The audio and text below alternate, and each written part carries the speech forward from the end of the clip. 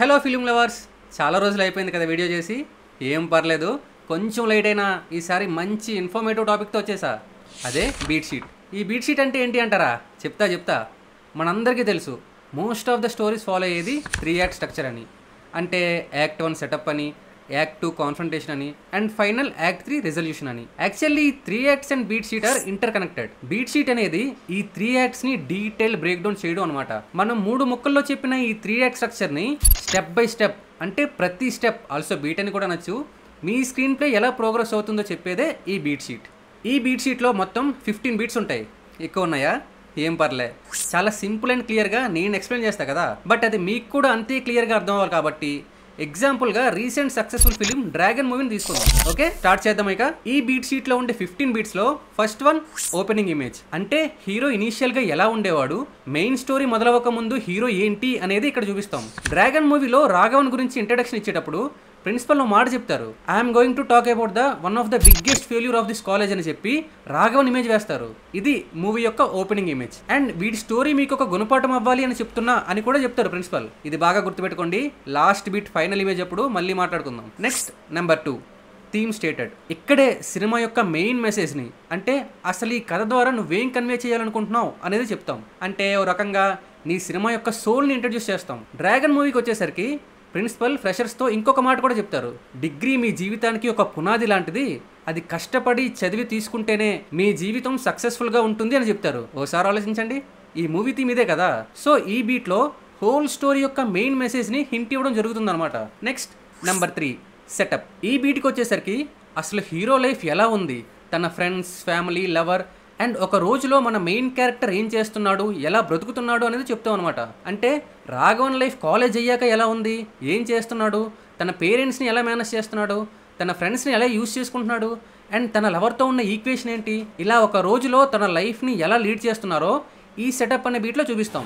Next number 4, catalyst. ఇక్కడే hero ఉంటున్న world break అయ్యేలా ఒక సడన్ ఇన్సిడెంట్ జరుగుతుంది. స్టోరీ చేంజ్ అవ్వడం స్టార్ట్ అయ్యేది ఇక్కడే.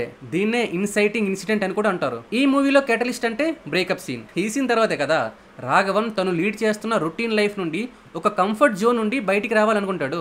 Next number 5, debate. ఈ బీట్లోనే హీరో తనతో తాను ఒక డిబేట్ చేస్తాడు. తన ఇన్నర్ కాన్ఫ్లిక్ట్ని చెప్తారు. మూవీ వైజ్గా మాట్లాడితే రాఘవన్కి బ్రేకప్ అయింది ఇప్పుడు. సో కొత్త జర్నీ స్టార్ట్ చేయాలి. ఎలా అయినా 1,20,000 కన్నా ₹1 ఎక్కువ సంపాదించాలి అనుకుంటాడు. బట్ అలా స్టార్ట్ చేయడానికి ఉండే డౌట్స్, ఛాలెంజెస్ అవన్నీ రాఘవన్ తన ఫ్రెండ్స్తో డిస్కస్ చేస్తాడు, అంటే డిబేట్ చేస్తాడు. సో ఇప్పుడు అవన్నీ దాటించి ఒక మెంటర్ కావాలి తనకి. అప్పుడే కథలోకి గౌతమ్ క్యారెక్టర్ వచ్చి కన్సల్టెన్సీ గురించి చెప్తారు. ఆ తర్వాత 10 lakhs కోసం ఇంట్లో గొడవ పడడం, ఇంటర్వ్యూ ఇవ్వడం, ఫైనల్లీ కొత్త జర్నీకి రూట్ క్లియర్ అవ్వడం ఈ బీట్లో జరుగుతాయి అనమాట. ఇది ఈ బీట్ గురించి. అండ్ ఇక్కడితో 3 యాక్ట్ స్ట్రక్చర్లో యాక్ట్ 1 కూడా కంప్లీట్ అయ్యి స్టోరీ యాక్ట్ 2లోకి వెళ్తుంది అనమాట. చెప్పా కదా 2 ఇంటర్ కనెక్టెడ్ అని. Number 6, break into 2. హీరో తన పాత ప్రపంచం నుండి ఒక న్యూ వరల్డ్లోకి ఎంటర్ అవుతాడు ఇక్కడ. అండ్ ఇక్కడ కొత్త వరల్డ్లోకి ఎంటర్ అవడం అంటే రాఘవన్ ఒక మల్టీనేషనల్ కంపెనీలో జాయిన్ అవుతాడు కదా, అది. ఇక్కడ నుండి తను అనుకున్న గోల్ రీచ్ అవ్వడానికి కష్టపడతాడు, నేర్చుకుంటాడు, ఫైనల్లీ అనుకున్న శాలరీ సంపాదిస్తాడు. Next number 7, B story. ఇది సింపుల్గా చెప్పాలంటే ఒక సప్లాట్ లాంటిది. మోస్ట్ ఆఫ్ ద టైమ్స్ ఇది లవ్ ట్రాక్ అవుద్ది. మన డ్రాగన్ స్టోరీలో అయితే ఈ బీ స్టోరీ కాయాదు లోహర్తో ఉండే సీన్స్ అనమాట. ఒక కొత్త క్యారెక్టర్ అండ్ ఒక కొత్త ప్లాట్ ఓపెన్ అవుతుంది కదా ఇక్కడ, అదే B story. Next number 8, fun and games. ఇందాకే కదా హీరో ఒక టర్న్ తీసుకొని ఒక కొత్త వరల్డ్లోకి ఎంటర్ అయ్యాడు, అండ్ బీ స్టోరీ కూడా స్టార్ట్ అయిపోయింది. సో వాటిలో ఉండే ఫన్నీ సీన్స్, రామ్కామ్ అవన్నీ ఇందులో చూపిస్తాం అనమాట. పేరులోనే ఉంది కదా ఫన్ అండ్ గేమ్స్ అని. మూవీలో రాఘవన్ తన లైఫ్లో రేజ్ అయిపోతూ ఉంటాడు. కొత్త ఇల్లు, 3 lakhs శాలరీ, లవర్తో ఎంగేజ్మెంట్ అన్నీ సరదాగా వెళ్ళిపోతుంది. వలితునియా సాంగ్ కూడా ఈ బీట్లోనే వస్తుంది. అది ఈ బీట్ గురించి. Next number 9, mid point. Last beat వరకు సరదాగా సాగిపోయిన కథకి బిగ్ ట్విస్ట్ ఎదురయ్యేది ఇక్కడే. ఇక్కడే ఎంతవరకు ఫన్ గేమ్స్తో సరదాగా వెళ్ళిపోయిన రాఘవన్ లైఫ్లోకి ఒక షాకింగ్ ట్విస్ట్ ఎదురవుతుంది. కాలేజ్ ప్రిన్సిపల్ మళ్ళీ తన లైఫ్లోకి వచ్చి 48 years కంప్లీట్ చేయి, లేకపోతే నీ లైఫ్ మొత్తం కొలాప్స్ అయిపోతుంది అని భయపెడతాడు. హాలీవుడ్ కాకుండా మన సినిమాల్లో అయితే ఈ బీట్ దగ్గరే ఇంటర్వెల్ కట్ పడుతుంది. Next number 10, bad guys closing. ఈ బీట్లోనే everything goes wrong for Raghavan. తన మీద ప్రెజర్ పెరిగిపోతుంది, సిచ్యువేషన్స్ అన్నీ తల కిందులైపోతాయి. రాఘవన్ మళ్ళీ కాలేజ్లోకి వెళ్ళాక తను ఫేస్ చేసే సిచ్యువేషన్స్, చోటా డ్రాగన్ ఇరిటేట్ చేయడం, వాళ్ళ లవర్ని మేనేజ్ చేయడం, కన్సల్టెన్సీ వాళ్ళు హ్యాండ్ ఇవ్వడం, ఇవన్నీ జరుగుతాయి ఈ బీట్లో. అంటే ఈ బీట్లో జరిగే ప్రతి సీన్ మన మెయిన్ క్యారెక్టర్కి ఆపోజిట్గానే జరుగుతాయి అనమాట. అది. Next number 11, all is last. ఇదే మన మెయిన్ క్యారెక్టర్ లోయెస్ట్ పాయింట్. ఈ బీట్లో జరిగే సిచ్యువేషన్స్ అన్నీ హీరో ఇక బయటికి రాలేడు, అనుకున్న గోల్ అచీవ్ చేయలేడు అనేలా జరుగుతూ ఉంటాయి. ఈ కాలేజ్ వద్దు ఏం వద్దు అనుకున్న రాఘవన్కి తన ఫ్రెండ్ ఫోన్ చేసి ఫేక్ సర్టిఫికేట్స్ పెట్టిన గౌతమ్ దొరికిపోయాడని చెప్తాడు. గౌతమ్ మీనన్ కాల్ చేసి మళ్ళీ బ్యాక్గ్రౌండ్ చెక్ చేద్దామని అంటారు. రాఘవన్ వాళ్ళ మామయ్య ఫోన్ చేస్తారు. సో ఇలా రాఘవన్కి ఇక ఛాన్స్ లేదు, ఈ ఛాలెంజ్ నుండి అస్సలు తప్పించుకోలేడు. ఇప్పుడు ఎలా అయినా ఆ 48 అరియర్స్ తను క్లియర్ చేయాల్సిందే. అలా ఇక్కడ హీరోకి అండ్ చూసే ఆడియన్స్కి హీరో ఇప్పుడు ఆ 48 అరియర్స్ క్లియర్ చేయడం ఆర్ ఈ ప్రాబ్లం నుండి బయటపడడానికి ఉన్న అన్ని వేస్ క్లోజ్ అయిపోయాయి, ఇక ఇది జరగడం ఇంపాసిబుల్ అనే ఒక క్లారిటీ వచ్చేస్తుంది. అందుకే ఈ బీట్ పేరు all is lost. Next number 12, dark night of the soul. ఈ బీట్లో హీరో తనకి జరుగుతున్న వాటి గురించి ఆలోచిస్తాడు. తను ఒంటరిని అనే ఫీల్ వస్తుంది, అన్నిటి మీద హోప్ పోతుంది తనకి. ఇక నేనేం చేయలేను అనే స్టేజ్కి వచ్చేస్తాడు. యాక్చువల్లీ ఈ బీట్ అనేది ఒక రియాక్షన్ అనమాట. రాఘవన్ లైఫ్లో జరుగుతున్న ప్రతి దానికి లైఫ్ ఏంటి ఇంత లో అయిపోయింది అని చూపించి రాఘవన్ ఒంటరి అయిపోయాడు, ఇప్పుడు దీని నుండి ఎలా బయటపడతాడు అనేది చూపిస్తారు. మన రెగ్యులర్ మూవీస్లో అయితే ఒక pathos song or sad song వస్తుంది ఇక్కడ. అండ్ ఈ బీట్తో యాక్ట్ 2 కూడా అయిపోయి స్టోరీ యాక్ట్ 3లోకి వెళ్తుంది. Then comes beat number 13, break into 3. ఈ బీట్లోనే హీరోకి ఒక సొల్యూషన్ దొరుకుతుంది, ఒక హోప్ వస్తుంది. సో హీరో తన గోల్ వైపు చేసే జర్నీని ఈ బీట్లోనే చూపిస్తాం. సో ఈ స్టేజ్కి వచ్చేసరికి ఆ 48 అరియర్స్ క్లియర్ చేయడానికి రాఘవన్కి ఒక వే అండ్ సపోర్ట్ దొరుకుతుంది. ఆ సపోర్టే అనుపమ క్యారెక్టర్. తను వచ్చి రాఘవన్కి హెల్ప్ చేస్తానని చెప్పడం వల్ల రాఘవన్ ఎలా అయినా ఆ 48 అరియర్స్ అన్నీ క్లియర్ చేయాలని స్ట్రాంగ్గా ఫిక్స్ అయ్యి తన గోల్ వైపు ముందుకు వెళ్తాడు. ఈ పర్టికులర్ బీటే ఆడియన్స్కి మళ్ళీ హీరో గెలవబోతున్నాడు అనే హోప్ ఇస్తుంది. Next number 14, finale, final battle. Major events అన్నీ ఇక్కడే జరుగుతాయి. హీరో ప్రతి ప్రాబ్లమ్ని ఫిక్స్ చేస్తాడు ఇక్కడ. అన్ని థ్రెడ్స్కి క్లోజ్ రెండు దొరికేది కూడా ఇక్కడే. This is the major event in the story. ఈ బీట్ అయ్యేసరికి ఆల్ క్యారెక్టర్స్ అండ్ సబ్ప్లాట్స్కి ఒక ఎండింగ్ వచ్చేస్తుంది. అనుపమ క్యారెక్టర్కి ఒక రిలీఫ్ దొరుకుతుంది. వెంకట్ స్టోరీకి ఒక కన్క్లూజన్ వస్తుంది. హీరో అందరి ముందు తప్పు ఒప్పుకొని జైలుకి వెళ్ళిపోతాడు. అండ్ జైలు నుండి వచ్చాక వాళ్ళ నాన్న మాటలు విని ఇన్ని రోజులు నాన్నని ఇంత తప్పుగా అనుకున్నానా అని ఫీల్ అవుతాడు. ఇలా ఓపెన్ చేసిన ప్రతి థ్రెడ్కి ఈ బీట్లో ఒక ఎండ్ దొరికేస్తుంది. అందుకే మోస్ట్లీ మూవీస్లో ఈ బీట్ చాలా సాటిస్ఫైయింగ్ ఉంటుంది, ఆల్సో ఎమోషనల్గా కూడా ఉంటుంది. Next number 15, final image, the last scene. మన ఓపెనింగ్ ఇమేజ్లో చూసిన కథకి ఆ క్యారెక్టర్కి చేంజ్ ఓవర్ ఈ బీట్లో చూస్తాం అనమాట.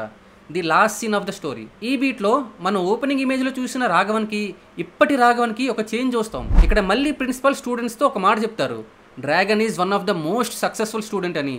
రాఘవన్ గురించి గొప్పగా చెప్తారు. ఓపెనింగ్ ఇమేజ్లో ఎవడి స్టోరీని అయితే ఒక గుణపాఠంలో స్టూడెంట్స్కి చెప్పారో ఫైనల్ ఇమేజ్లో మళ్ళీ అదే హీరో గురించి ఒక సక్సెస్ఫుల్ పర్సన్ స్టోరీలో చెప్తారు. ఆ క్యారెక్టర్ గ్రోత్ అబ్జర్వ్ చేయండి ఇక్కడ. అంటే ఈ కథ జరిగిన జర్నీ మొత్తంలో తన క్యారెక్టర్ ఎలా స్టార్ట్ అయ్యి ఎలా ఎండ్ అయింది అనేది మీరు ఓపెనింగ్ అండ్ ఫైనల్ ఇమేజ్ని గుర్తు చేసుకుంటే చాలు, ఆ క్యారెక్టర్ ఆర్క్ అర్థమైపోతుంది. ఆల్సో ఈ ఫైనల్ ఇమేజ్ చాలా ఇంపార్టెంట్, ఎందుకంటే ఇది ఎంత బాగా రాసుకుంటే థియేటర్ నుండి బయటికి వెళ్ళే ఆడియన్స్కి ఆ లాస్ట్ ఇంప్రెషన్గా ఒక క్లియర్ ఎమోషనల్ ఇంపాక్ట్ ఇస్తుంది. ఏ ఉందరా సినిమా భలే తీసాడు అనే ఫీల్ ఇస్తుంది అది. సో మొత్తంగా 15 బీట్స్ అనే screen play AKA beat sheet గురించి డీటెయిల్ ఎక్స్ప్లెనేషన్ ఇది. నాకు తెలిసి వీడియో కంప్లీట్గా చూసిన అందరికీ ఇది అర్థమైందని అనుకుంటున్నా. అండ్ వీడియో ఇక్కడి వరకు చూసారు కాబట్టి మీకు ఈ వీడియో అండ్ కంటెంట్ నచ్చిందని అనుకుంటున్నా. సో ఇప్పుడు ఈ మూవీలో నేను నోటీస్ చేసిన డైరెక్టర్ మార్క్ ఇన్స్టెన్సెస్ గురించి చెప్తా. జస్ట్ ఇందాకే ఈ movie opening image and final image గురించి మాట్లాడుకున్నాం కదా, దాని రిలేటెడ్గానే మూవీ డైరెక్టర్ అశ్వథ్ మారిముత్తు ఒక మాట చెప్పారు. మూవీ స్టార్టింగ్లో principal let me introduce you to the biggest failure of this college అని చెప్పేటప్పుడు డైరెక్టర్ టైటిల్ కార్డ్ పడుతుంది అండ్ అశ్వథ్ మారిముత్తు అరాజకమని. వెనక రెడ్ కలర్లో లౌడ్ మ్యూజిక్తో అప్పటి Raghavan state of mind and movie టోన్ని కన్వే చేసేలా ఉంటుంది. బట్ క్లైమాక్స్కి వచ్చేసరికి అదే ప్రిన్సిపల్ అదే స్టేజ్ మీద most successful student of this college అని మళ్ళీ రాఘవన్ ఫోటో వేసేటప్పుడు return and directed by Ashwath Marimuthu అని క్లాసిక్ వేలో బ్లాక్ అండ్ వైట్లో పడుతుంది. That's the final image. Opening image and final image అనేవి ఎప్పుడు ఒక మిర్రర్ ఇమేజ్ ని ఫామ్ చేయాలి, క్యారెక్టర్ యొక్క ఎవల్యూషన్ చెప్పాలి. తన టైటిల్ కార్డ్స్ తో అశ్వథ్ చేసింది అదే. అండ్ ఇప్పుడు మూవీలో ఉన్న డీటెయిల్స్ లోకి వెళ్తే ఫిల్మ్ మేకింగ్ లో ఒక రూల్ ఉంది. హీరోస్ జర్నీయే తీసుకున్నా, టైప్స్ ఆఫ్ ఎండింగ్సే తీసుకున్నా, ఈ డెలివరీ బాయ్ ఇది పర్ఫెక్ట్ ఎగ్జాంపుల్ అనొచ్చు. ఎండింగ్స్ లో సర్కిల్ ఎండింగ్ అని ఉంటుంది. హీరో జర్నీ స్టార్ట్ అయినప్పుడు ఉన్న పర్స్పెక్టివ్ కంప్లీట్ సర్కిల్ తీసుకొని ఆ బిగినింగ్ పాయింట్ ని గుర్తు చేయాలి. అండ్ పే ఆఫ్స్ కూడా ప్రతి క్యారెక్టర్ కి ఉండాలి. ఈ విషయంలో అశ్వథ్ మారిముత్తు ప్రామిసింగ్ డైరెక్టర్ అనొచ్చు. మీరే స్క్రిప్ట్ రాస్తే ఈయన నుంచి నేర్చుకోవచ్చు అనే గుడ్ పాయింట్స్ ఉన్నాయి, చెప్తే అవి కూడా. ప్రిన్సిపల్ ఫస్ట్ షాట్ ఏంటి, డ్రాగన్ ని ఒక ఫెయిల్యూర్ లా చూపిస్తారు. యాక్చువల్లీ డ్రాగన్ ఫెయిల్యూరే. అప్పుడు ప్రిన్సిపల్ తన పేరు చెప్పకుండా సీన్ కట్ అవుద్ది. కానీ మూవీ ఎండ్కి వచ్చేసరికి అదే ప్రిన్సిపల్ డి రాఘవన్ కాదు డ్రాగన్ అని అంటారు.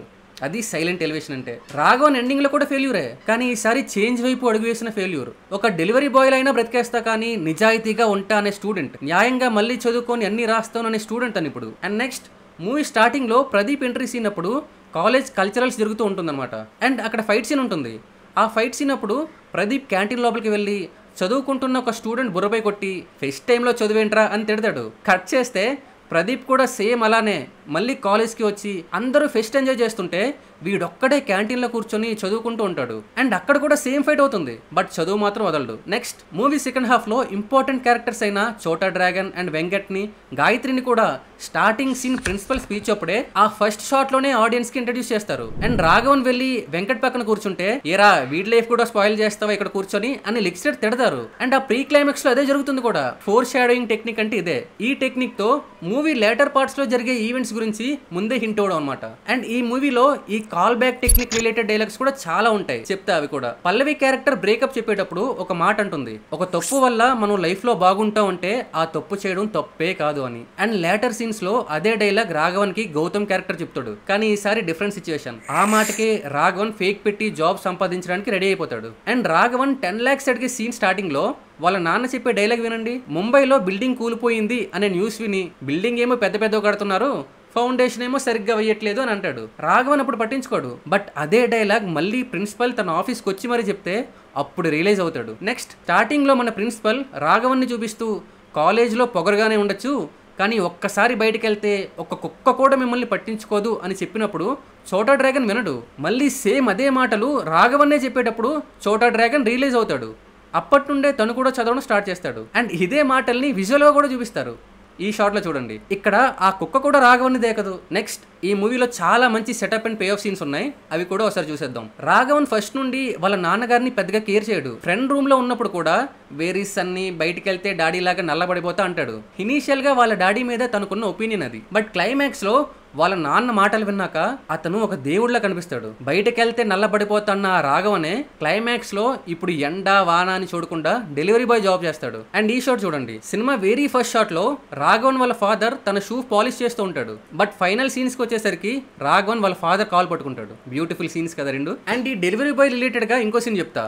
మూవీలో రాఘవన్ వాళ్ళ ఫ్రెండ్ వచ్చి ఏరా ఇలాంటి పిచ్చేషాలు వేయకపోతే ఏ జొమాటో ఊబర్ లో వర్క్ చేసి నిజంగా డబ్బులు సంపాదించి ఇంట్లో ఇవ్వచ్చు కదా అని అంటే, ఇలాంటి చిన్న చిన్న జాబ్స్కి నేను వెళ్ళలేరా అంటాడు రాఘవన్. కట్ చేస్తే ఫైనల్ గా ఆ పని చేస్తూనే చాలా రెస్పెక్ట్ఫుల్ గా లైఫ్ లీడ్ చేస్తూ ఉంటాడు. అండ్ స్టార్టింగ్ లో డెలివరీ బాయ్ ఎలా అయితే రాఘవన్ ని సార్ 5 star రేటింగ్ ఇవ్వండి అని అడుగుతాడో, క్లైమాక్స్ లో ప్రిన్సిపల్ వాళ్ళ ఇంటికి వెళ్ళినప్పుడు కూడా రాఘవన్ అలానే అడుగుతాడు. అండ్ మూవీలో చెకోవస్ గన్ టెక్నిక్ కూడా యూస్ చేశారు. ఈ టెక్నిక్ ఏంటంటే సినిమాలో ప్రతి ఎలిమెంట్ కి ఒక పర్పస్ ఉండాలి. మనం ఒక ప్రాపర్టీ ఆర్ క్యారెక్టర్ ని చూపించామంటే దానికి ఈవెన్చువల్ గా ఆ స్టోరీలో ఒక రోల్ ప్లే చేయాలి. డ్రాగన్ మూవీ విషయానికి వస్తే ఆ క్యారెక్టర్ ఇవానా ప్లే చేసింది. మూవీలో తన రోల్ వచ్చిన ప్రతిసారి వాళ్ళ ఫాదర్ తో ఫోన్ మాట్లాడుతుంది. కట్ చేస్తే ఇంటర్వెల్ లో స్టోరీ టర్న్ అయ్యేలా చేసింది తనే. క్లైమాక్స్ లో హీరోని పెళ్లి చేసుకునేది కూడా తనే. అండ్ మూవీలో నాకు డౌట్ వచ్చింది, మూవీ ఎండింగ్ లో నాన్న క్యారెక్టర్ చిన్నప్పటి నుంచి తనకున్న డిజేబిలిటీ చెప్తారు, కానీ మూవీలో ఎక్కడ ఆయన డిజేబిలిటీ గురించి సరిగ్గా ఎస్టాబ్లిష్ చేయరు, ఒక్క ఈ సీన్ లో తప్ప.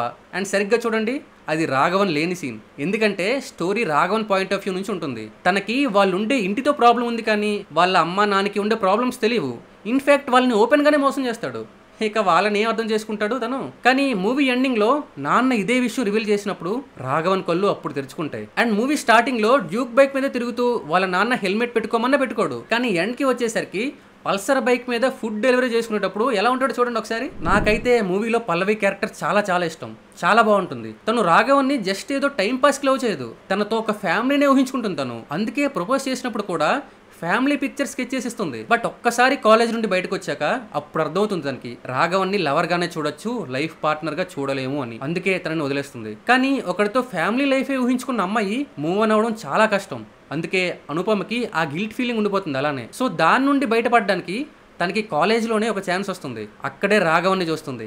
అది కూడా రాఘవన్ తనతో ఉన్నప్పుడు ఎలా ఉండేవాడో సేమ్ అలాంటి సిచ్యువేషన్లోనే తనని చూస్తుంది. తర్వాత తన గురించి తెలుసుకొని తనకు హెల్ప్ చేయడానికి ట్రై చేస్తుంది. పల్లవి కంప్లీట్ గా రాఘవన్ నుండి మూవ్ ఆన్ అవ్వదు. లవ్ చేసుకునేటప్పుడు ఎలా అయితే తను రాఘవన్తో కేక్ కట్ చేస్తుందో, సెకండ్ హాఫ్ లో తనకి హెల్ప్ చేసేటప్పుడు కూడా అలానే కేక్ కట్ చేస్తుంది. అండ్ ఈ మూవీ క్లైమాక్స్ లో బాగా సాటిస్ఫై చేసిన విషయం ఏంటంటే, రాఘవన్ నిజం చెప్తే తన లైఫ్లో ఏమేం కోల్పోతాడో వెంకట్ లైఫ్లోకి అవన్నీ వస్తాయి.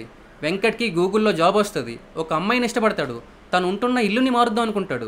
ఎగ్జాక్ట్గా ఆ నిజం చెప్పకపోతే రాఘవన్ లైఫ్లో ఇవే ఉంటాయి. పెద్ద కంపెనీలో జాబ్, ఇష్టపడ్డ అమ్మాయి, పెద్ద ఇల్లు, ఇవన్నీ.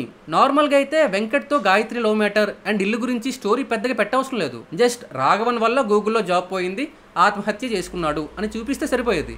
బట్ రాఘవన్ కళ్ళ ముందు ఏ లైఫ్ అయితే ఉందో అదంతా వెంకట్ కష్టపడి సంపాదించుకుంది, తను మోసం చేసి లాగేసుకున్నవి అని ఫీలింగ్ ఆడియన్స్కి తీసుకురావడం కోసం ఇవన్నీ యాడ్ చేశారు director. Such a beautiful writing కదా. అలానే స్టార్టింగ్ స్కూల్ సీన్లో బోర్డుపై ఒక లైన్ ఉంటుంది, strive for excellence, achieve with integrity అని. సరిగ్గా గమనిస్తే మూవీ థీమ్ అందులోనే ఉంది. అండ్ ఈ మూవీ డైరెక్టర్ అశ్వత్ తన నెక్స్ట్ ప్రాజెక్ట్ కి అసిస్టెంట్ డైరెక్టర్స్ కావాలని పోస్ట్ పెట్టారు. చాలా మంది అప్లై చేశారు కూడా. వాళ్ళందరిలో ఒక్కరికి మాత్రమే రిప్లై వచ్చింది. అందులో ఏమడిగారో తెలుసా?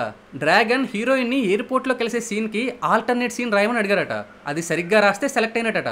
ఆ పోస్ట్ గురించి పక్కన పెడితే మీరు కూడా ఒకసారి ట్రై చేసి చూడండి.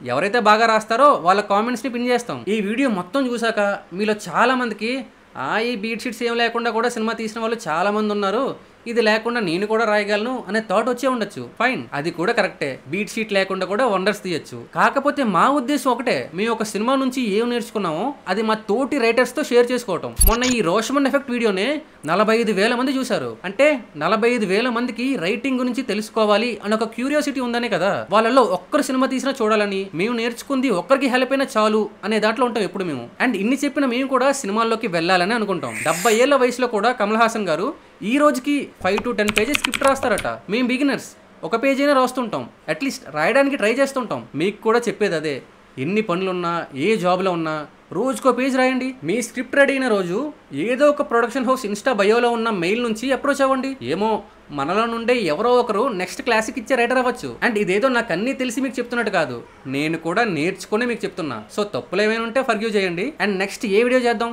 మీరే చెప్పండి. ఏ ఫిలిం మేకింగ్ టాపిక్ మీద వీడియో చేయాలో మీ కమెంట్స్ పెట్టి నెక్స్ట్ వీడియో దింపుతాం. ఓకే, అప్పుడు కలుద్దాం మళ్ళీ.